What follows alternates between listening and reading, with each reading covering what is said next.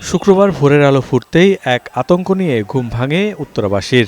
১১ নম্বর সেক্টরের ১৮ নম্বর রোডের ৩৪ নম্বর বাসার দোতলা থেকে হঠাৎ দাউ দাউ করে আগুন জ্বলে ওঠে। আগুন লাগার ঘটনা জানার পর আটকা পড়ে যায় ভবনে থাকা বাসিন্দারা।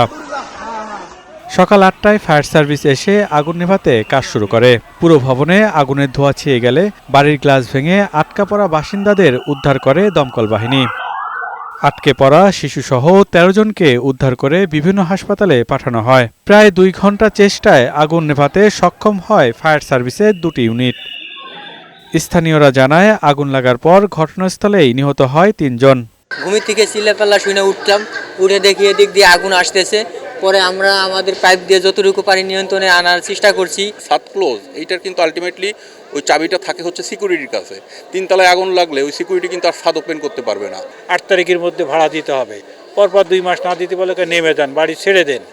কিন্তু এই যে প্রাণগুলো চলে গেল, এর জবাব কে দিবে? বাড়িওয়ালাকে দিতে পারবে? লোকজন বের হতে পারে নাই, প্লাস ওই ধোঁয়ায় আর কি লোকজন শ্বাসরুদ্ধ হয়ে কিছু লোক আর কি মারা গেছে। যারা ছিল তাদের মধ্যে ৩ জন মারা গেছে। পুলিশ বলছে, এ ঘটনায় এখন পর্যন্ত নিহত হয়েছেন ৬ জন।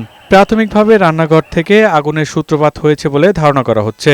৬ জন মারা গিয়েছে, এর মধ্যে ৩ জন কুয়েত মৈত্রী হাসপাতালে, একজন ঢাকা মেডিকেলে, একজন লুবানা হাসপাতালে এবং একজন উত্তরা স্পেশালাইজড হাসপাতালে মারা যায় এবং কয়েকজন আহত আছে, বিভিন্ন হাসপাতালে ভর্তি আছে।